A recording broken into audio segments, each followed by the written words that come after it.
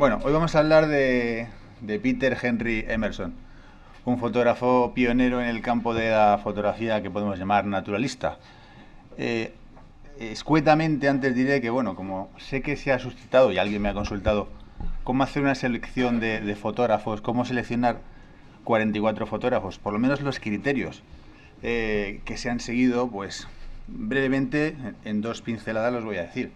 Una es tratar de tener más o menos una distribución a lo largo del tiempo, que recoja desde los orígenes hasta cuando podemos decir que ya no se puede llamar como fotografía clásica, sino contemporánea o coetánea.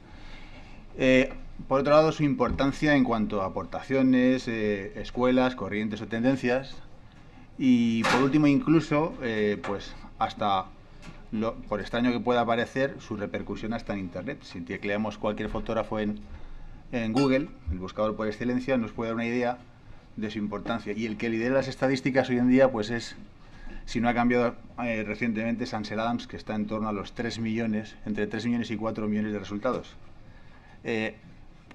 Comparando con otro fotógrafo más contemporáneo, más próximo, que sería, por ejemplo, Sebastián Salgado, está en torno a los 300.000, 400.000, depende si lo buscamos en google.es o .com.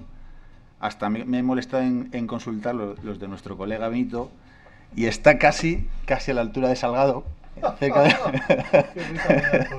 en google.com. Casi se acerca más en la extensión .com que .es. En torno a los 360.000 aproximadamente. Bueno, dicho esto, vamos a empezar. Peter Henry Emerson, o los comienzos de la fotografía naturalista. Fijaos en esta cita, que viene muy al hilo también con una tertulia que se ha suscitado en el debate de Unidos por la Fotografía. En realidad, los fotógrafos profesionales son los que han estudiado fotografía a fondo y son dueños de todos sus recursos. No es una cuestión de libras. La diferencia entre profesional y amateur es una cuestión de conocimiento y capacidad. Un amateur es un aficionado sin objetivos, sin conocimiento y sin capacidad. No importa cuántas de sus obras puedan vender. O sea, estamos aquí para superar un poco esto y tratar de salvar esa distancia entre la falta de conocimientos y la instrucción o el estar dotados de más recursos para poder hacer mejores fotos, ¿no? Bueno, este hombre nace en Cuba, en la localidad de La Palma. Es hijo de padre americano y madre inglesa. Cuando fallece su padre se traslada a Inglaterra. Su padre tiene una plantación de caña de azúcar ahí y estudia en Cambridge. Se forma en medicina, llega a ser cirujano. Practicó una docena de deportes, era un atleta consumado, aficionado a la meteorología, a la escritura, a la pintura, la ornitología, en fin, incluso fue campeón de billar. Quizás esa pasión por la ornitología es la que le lleva a comprar su primera cámara de fotos y empezar a explorar y a dedicarse un poco más en profundidad. Lo que es muy significativo es que el primer contacto que tiene, por lo menos que yo haya podido averiguar, con la fotografía es en 1881 y en 1895 deja la fotografía. Es decir, prácticamente en 14 años se dedica únicamente durante un periodo de tiempo de 14 años. La producción de un fotógrafo hoy en día, en un solo año, en un mes, en una semana, en un día, puede superar la que realizaba en aquel entonces un fotógrafo con los medios, con las limitaciones propias del tiempo, de la cámara, etcétera, etcétera. Él en sus inicios, bueno, además, como veis ahí, fue miembro del Camera Club de Londres, de la Royal Photographic Society, etc. Él se alinea en principio con la pintura, con el estilo, la tendencia del pictorialismo, en la que un fotógrafo también inglés que se llama Henry Pitch Robinson destacó. El pictorialismo buscaba efectos similares a los conseguidos por los pintores. Trataba de elevar la pintura a la categoría de arte. ¿Cómo? Pues recurriendo a la manipulación de las placas, al efecto flu, a tonos sepia incluso, como veremos ahora en algunas escenas, sin renunciar, por lo tanto, a la manipulación. Y toma su nombre de este libro que se escribe en 1869 por Henry Pitch Robinson, que se llama Pictorial Effect in Photography. Y fijaos lo que dice: los ojos humanos saludables nunca ven parte alguna de la escena fuera de foco. Y esto sería el F64, ¿no? Todo enfocado, a pleno foco. Sin embargo, Emerson está en desacuerdo con esto y ahora veremos por qué. Ahora lo veremos. La obra más famosa de Henry Pitch Robinson es esta, que se llama Los últimos instantes, que es de 1858. La he puesto antes de tiempo. Esto es un retoque, esto es una composición. Esta fotografía, que es muy famosa, está, aunque prácticamente yo creo que no se nota, habría que estudiar incluso el original, está compuesta de 5 negativos o 5 placas, 5 exposiciones, que más o menos unas se corresponderían con la adolescente que está en el plano principal, que es una chica que está en su lecho de muerte por culpa de la tuberculosis, la mujer que está a la derecha, la de la izquierda, y el fondo, incluso el fondo, por las nubes, probablemente sean 2 exposiciones, una para el cielo, porque si no, pues sería prácticamente imposible conseguir ese detalle que vemos en las nubes. Esta foto causó una gran controversia y polémica en la época, y frente a este tipo de construcción, de retoque, de manipulación, Emerson dice lo siguiente: la técnica fotográfica es perfecta y no necesita retoque. Y sobre el retoque, además, añade que es el proceso por el que una fotografía buena, mala o indiferente se convierte en un mal dibujo o una pintura. Y para muestra, un botón de su estilo, de su forma de entender la fotografía. Esta es una fotografía directa, natural, sencilla, tal y como salió al natural, ¿no? Se llama Recogiendo nenúfares y es de 1886. Y aquí vemos pues una escena. En sus inicios se dedica a plasmar o a recoger escenas de campesinos, de labradores, de pescadores de la época, como vemos aquí. En los últimos instantes, en su última producción, veremos cómo se transforma su fotografía en algo más intimista y con influencias incluso de algunos pintores japoneses, de los prerrafaelitas, de algunos pintores ingleses, e incluso se adivina digamos, en cierta manera, una tendencia o de alguna forma fue precursor también de otra corriente que sería después el impresionismo en pintura. Podríamos llegar incluso hasta establecer nexos entre ambos estilos. Vamos a ver algunas fotografías de la principal producción que se tradujo en distintos libros. Este hombre viajó a una zona húmeda del norte de Inglaterra que se llama Norfolk Broads, que está constituida por una red de canales navegables de unos 200 kilómetros aproximadamente y unos 230 hectáreas de superficie, si mal no recuerdo, donde anidan pues desde gavilanes, pollas de agua, ánades reales, en fin, una fauna fundamentalmente avícola y que le permitió pues probablemente apasionarse por la naturaleza, pasión que ya tenía de joven, como hemos dicho, por su afición a la ornitología. Uno de esos libros es este Pictures from Life in Field and Fen, algo así como imágenes de la vida en el campo y en los pantanos.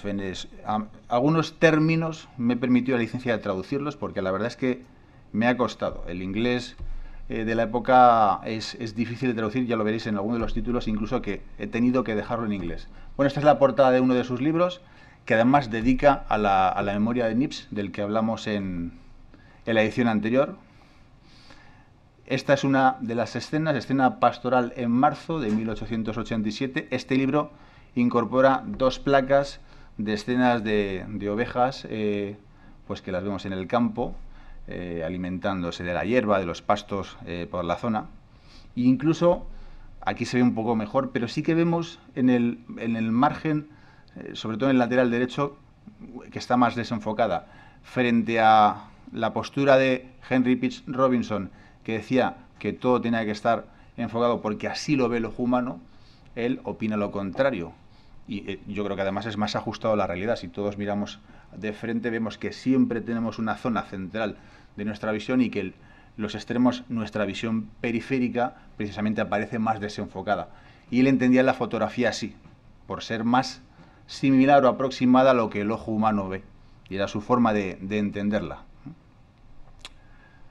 Esta es otra fotografía, se llama Escuela de una dama, de 1887 también, donde vemos además la tendencia o en sus primeros inicios cómo recoge escenas de campesinos, en este caso de niños que van a, pues, a aprender a la escuela de una mujer anciana ya y probablemente pues profesora. Esta es su sentencia, su frase frente a lo dicho por Pitch Robinson. Nada en la naturaleza tiene un contorno duro, todo se observa frente a algo y los contornos se desvanecen entre una y otra cosa, a menudo de forma tan sutil que no puede distinguirse dónde termina uno y empieza otro. En esta mezcla de indecisión y decisión, de pérdida y de encuentro, se halla el encanto y el misterio de la naturaleza. Y a mí me parece una perfecta definición de su filosofía o de su forma de entender la fotografía. Esta es otra fotografía donde vamos a poder ver el efecto desenfoque en la periferia. Vemos que el centro de la imagen, donde están los caballos, está nítido y, sin embargo, sobre todo donde está el campesino, no se apreciará a lo mejor excesivamente bien ahí, pero la imagen está más desenfocada, tiene menor nitidez, ¿no? Pescador en el hogar, de 1887. Confesiones. La orilla en el lago.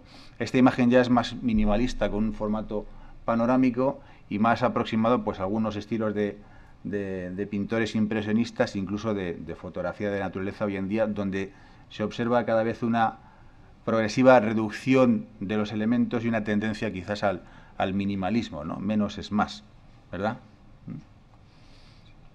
La cosecha de Barley, de 1886. Y esta es una frase en el prefacio donde el propio Emerson pues critica en los primeros pasos, en las primeras épocas, ya se produce, pues salen a la luz pública los avispados que pretenden sacar también tajada económica, como quizás no podía ser de otra manera, y él arremete precisamente contra el mercantilismo y los prejuicios del público que él considera ignorante, lego en fotografía, e incorpora 3 exposiciones sobre imágenes del mar, 3 marinas que vemos a continuación. La bruma marina de Brydon, que es esta, en formato apaisado. Esta otra, Amanecer en el mar. Esta a mí me llama especialmente la atención por haber conseguido recoger detalle en las nubes. Años antes, un francés que se llama Gustave Legray, que formó parte de la Sociedad Helográfica Francesa y que vendió que recientemente se subastó una de sus obras, que se llama La Granola, en torno en Sotheby's por unos $900.000 aproximadamente. Él consiguió aquella fotografía mediante 2 exposiciones, una para el cielo y otra para el mar, cosa que hoy en día también se hace. Ya se hacía también en 1860, también lo hacían.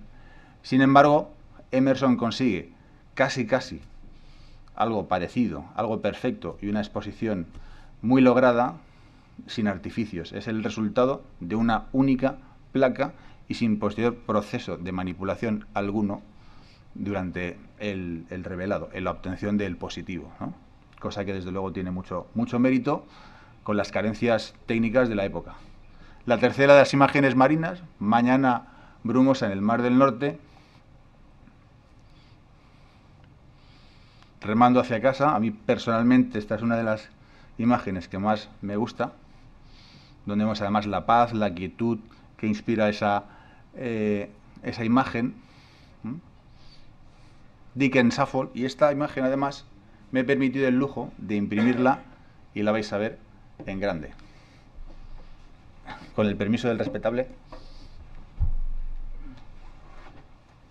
Así que, si queréis, la podéis hasta ver. Esto es de 1887.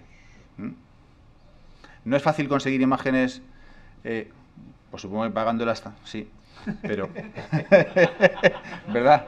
Pero buscándolas y que nos salgan, digamos, no sé si ya están libres de derecho, baratas, ¿no? Buscándolas en internet y con una resolución suficiente para poder imprimirla, pero bueno, algo se ha conseguido, ¿no? Y trataremos en sucesivas ediciones de traer otras fotos para que podamos verlo. Esta es la foto que estamos viendo. Y esto no tiene nada, ni manipulación, ni retoque alguno, y vemos además una riqueza, una gama tonal extraordinaria. Con independencia de los valores compositivos, creo que la foto es pues muy rica en matices, en tonalidad, en nitidez, aunque se observa sobre todo en las ramas del árbol, en la parte superior, pues cierto desenfoque también, ¿no? Hay que tener en cuenta también las ópticas, el rendimiento de las ópticas, las placas, etcétera, ¿no? Estos eran colodiones al vidrio que además tenían que ser tratados inmediatamente. Las emulsiones había que saber prepararlas, había que ser un químico. Bueno, si tú ya te peleaste con la química, imaginémonos en aquel tiempo, hace 180 años, ¿no?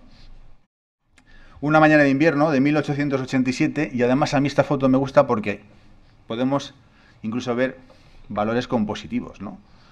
Si nos ponemos a pensar incluso en los ejes y la formulación, en las proporciones áureas, en la conocida o manida regla de los tercios, o las leyes de la gesta, la ley de cierre, la continuidad, etcétera, etcétera.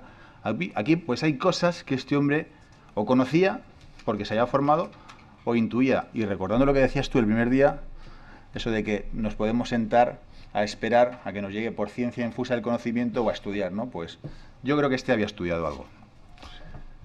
Vemos aquí un eje, además horizontal, que pasa por el horizonte y que además, donde está el primer árbol, hay un sujeto, que lo vamos a ver a continuación. Hay un recorrido que podemos, si empezamos a leer la imagen de izquierda a derecha, vamos acabando en el margen izquierdo y vemos las figuras, los puntos de interés de los que él ya habla incluso en sus obras, y como hay una composición estudiada en esta imagen. No es fruto de la casualidad. Bueno, otra de sus obras, Pictures of East Anglian Life, imágenes de la vida al este de Inglaterra, donde vemos aquí también, en esta pequeña imagen, con dos niños situados en el margen izquierdo, vemos una distribución de los elementos, el peso y el descentramiento, el desequilibrio intencionadamente buscado, y como ese dique, riachuelo, ría, que conduce esa diagonal hacia el fondo, hacia otro de los puntos de interés que es la vivienda. Podemos incluso hacer distintas exploraciones de la fotografía, empezando de izquierda a derecha. Los niños nos conducen al río, el río a la casa a los árboles. Como vemos, los elementos están pensados y distribuidos. El cazador furtivo.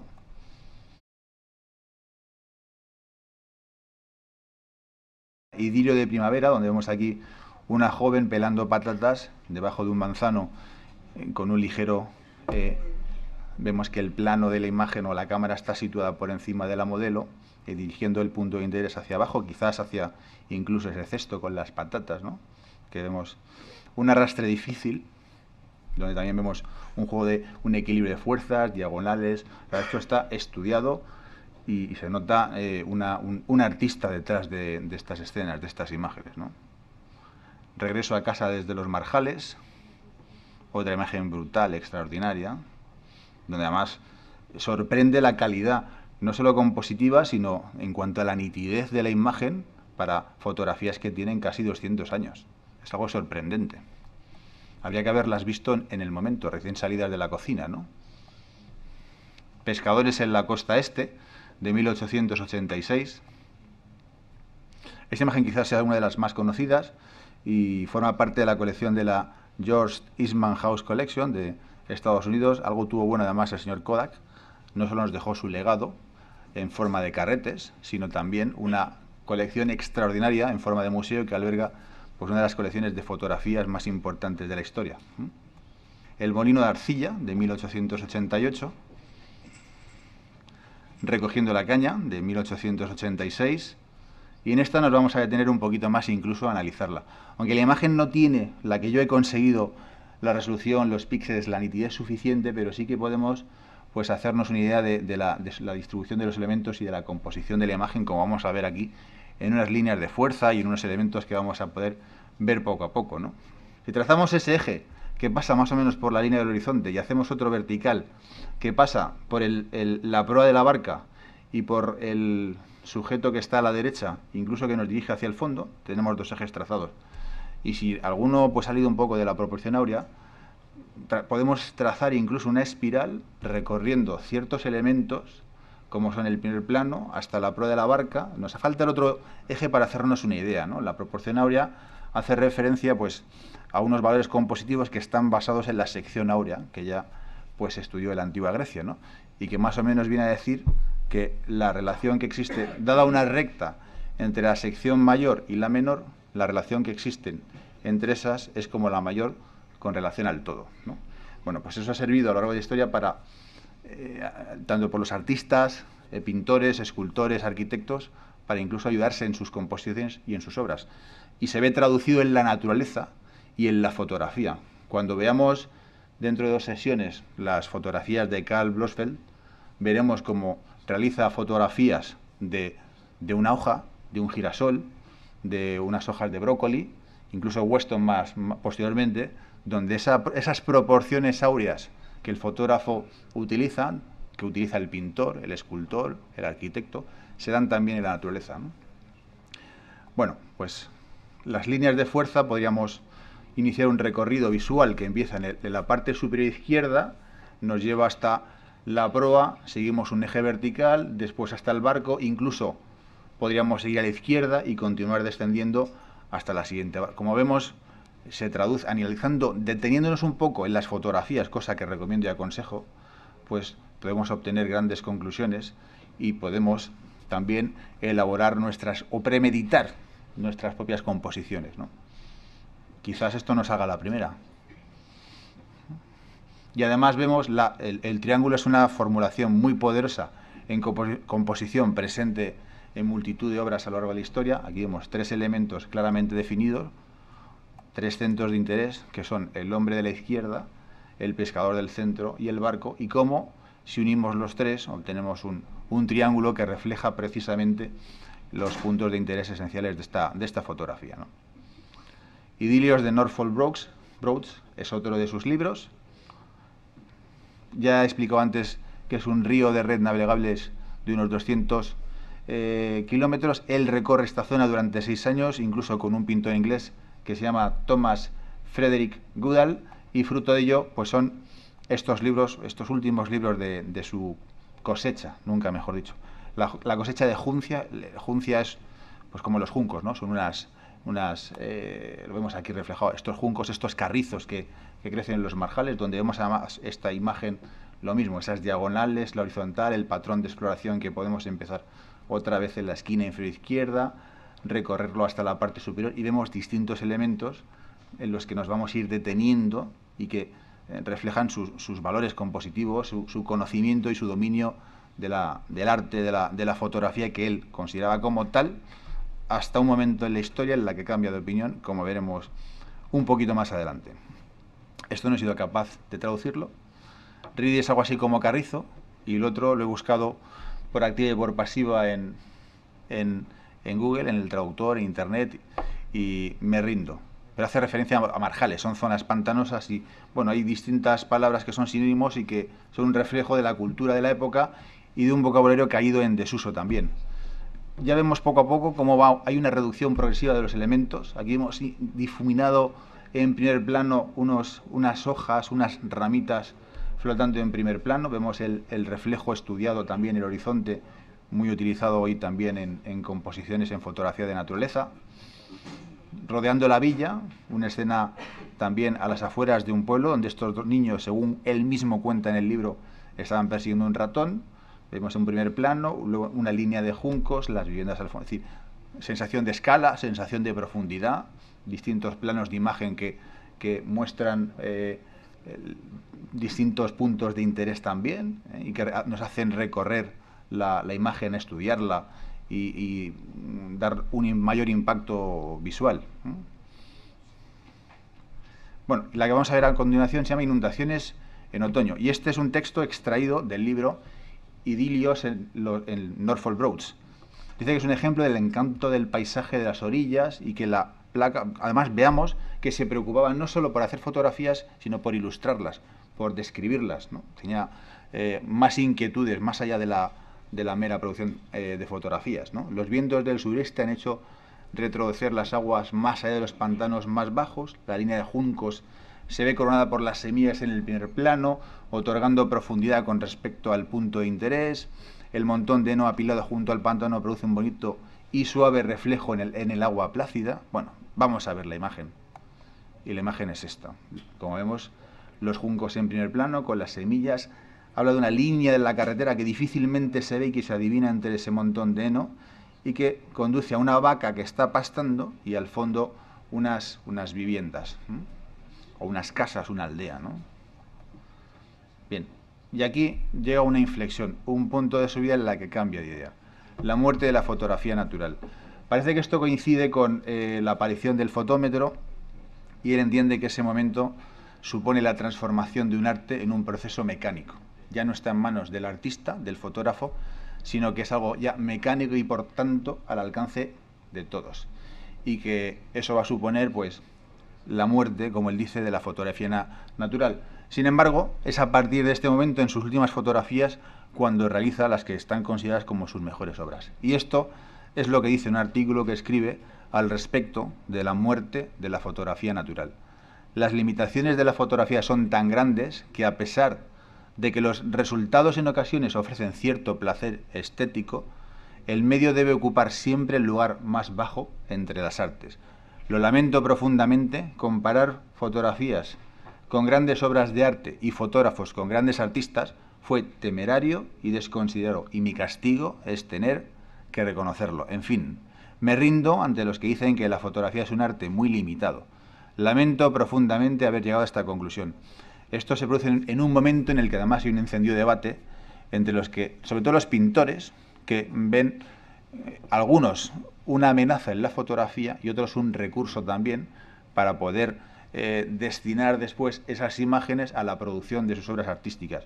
Y hay un encendido debate entre ambas posturas, pues que cesa quizás a mediados del siglo XX, ya aproximadamente. March Lives, dime. Esta palabra se pronuncia igual que March, la otra March, que marzo. No, que marge. Ah, que marge. Que no sí, sí, es verdad. Cierto. Que sí, sí. Sí, eso son algo así como hojas del pantano. Más es pantano, o saladar o pantano, ¿verdad? Y esto está publicado en 1895, ¿no? Este libro pues se puede conseguir por unos 800.000, no tanto no, quizás, pero una pasta también. Es bastante caro. Pues a lo mejor hay 50 ejemplares en el mundo, más o menos. La laguna solitaria, donde además vemos influencias de la pintura japonesa, donde esto ya la reducción a la mínima esencia, dos elementos en medio de una bruma. Hay un recorte quizás en la imagen, no podemos observar el resto de la escena y bueno, como vemos además, pues es fruto de una corriente incluso que hoy en día en algunos sitios llaman neominimalismo, en una terminología nueva acuñada, española, no inglesa por cierto, y que vamos a dar por válida. Taberna en la orilla, nuevamente una reducción, ya una dedicación más al paisaje, a la naturaleza y menos presencia de seres humanos y de escenas costumbristas, rurales, como vemos en esta fotografía también. Amanecer invernal, a mí personalmente esta me gusta mucho, como dice Rubén, pelicos de punta, donde además podemos analizarla y observar también los valores compositivos, estéticos son innegables, son indudables, ¿no? Vamos a ver si aparece como estaba pensado. Vemos un eje que además pasa por ese caballo. El sol, aunque apenas logra verse, pero eso que se ve ahí entre las nubes es el sol.